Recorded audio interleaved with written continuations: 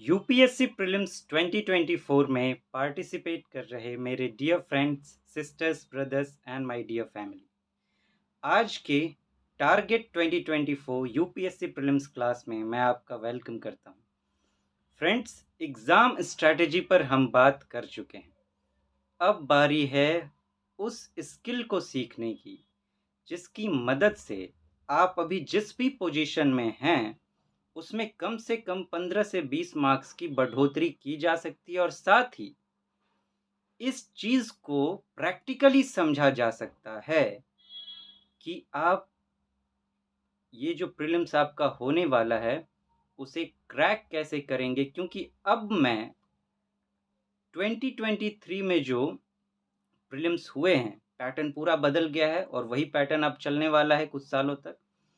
तो उस क्वेश्चन को ले उस क्वेश्चन पेपर को लेकर आपसे क्वेश्चंस के नेचर पर बातें करना शुरू करूंगा। आपको समझाऊंगा कि यूपीएससी का माइंड कैसा है, वो किस हिसाब से क्वेश्चन सेट करता है और आप उससे कैसे डील करेंगे। अब इस पर हम बात करने वाले हैं।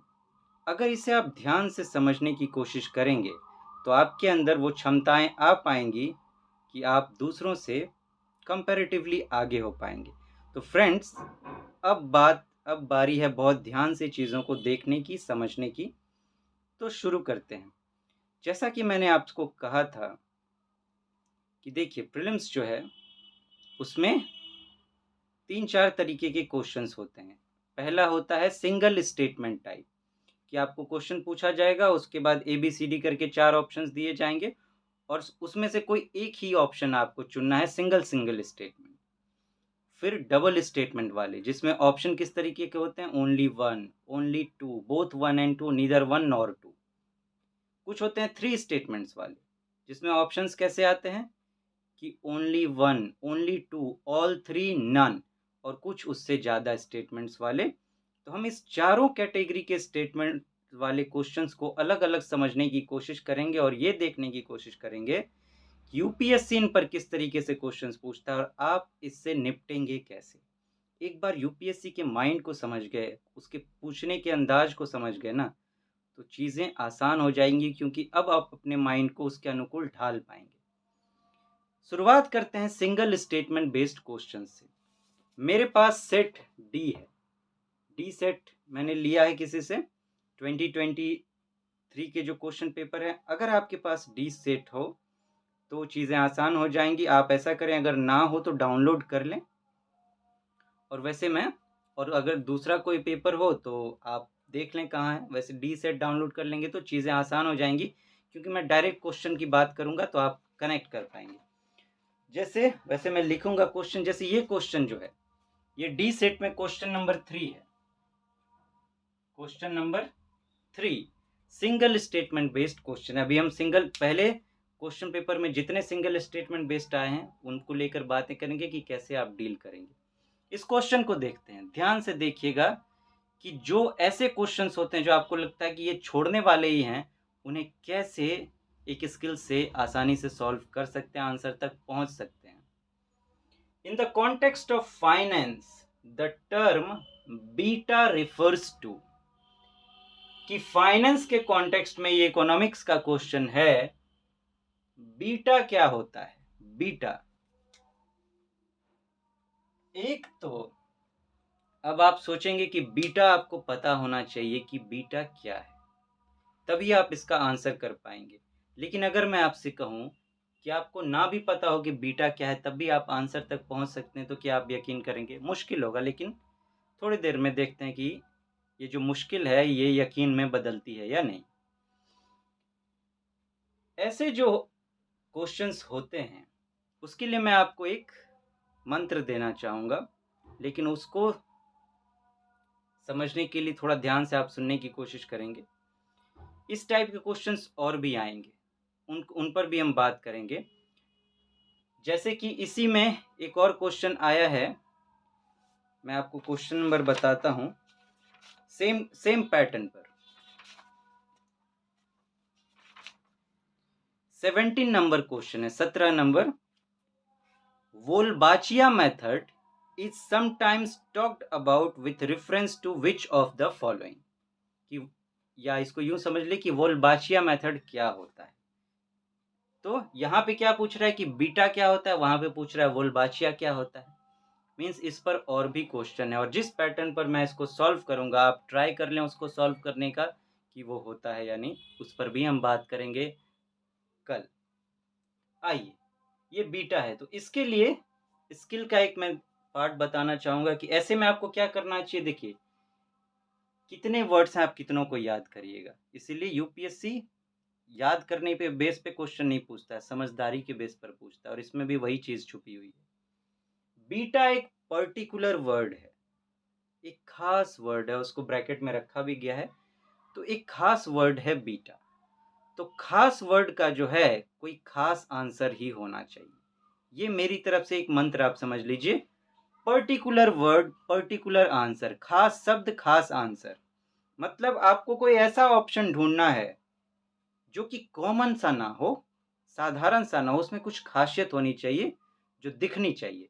अब इस चीज को जरा सॉल्व करके देखने की कोशिश करते हैं। पहला स्टेटमेंट क्या है, the process of simultaneous buying and selling of an asset from different platforms, क्या बीटा इसको कहेंगे? देखते हैं क्या कह रहा है। The process of simultaneous buying and selling of an asset, यहां पे क्या कह रहा है, एन एसेट, किसी खास एसेट का नाम नहीं दिया गया है, बस कह रहा है कि एक एसेट का, एक संपत्ति का खरीद बिक्री हो रहा है, लेकिन किसी खास एसेट का नाम नहीं दिया गया है।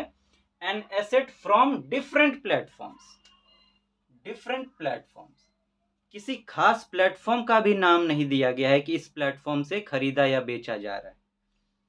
ना तो एसेट में कुछ खासियत है और ना ही प्लेटफॉर्म कोई खास है, दोनों बड़े कॉमन है। और मैंने क्या कहा, कॉमन नहीं चुनना है, खास चुनना है, तो इसको इस बेस पर छांट देते हैं।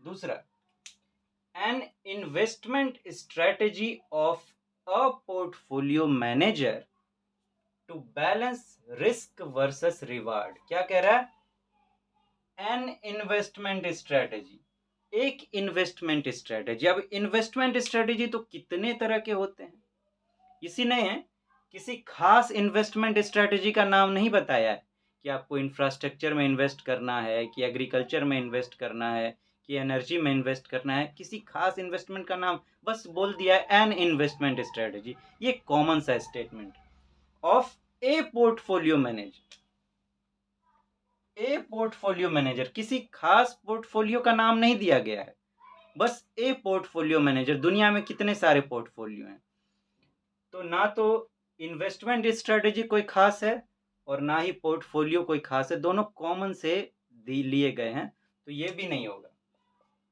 तीसरा, a type of systemic risk that arises where perfect hedging is not possible, इसमें भी क्या कह रहा है, ए टाइप, ए टाइप, कोई खास टाइप का नाम नहीं दिया गया है कि एक रिस्क का कोई खास टाइप हो।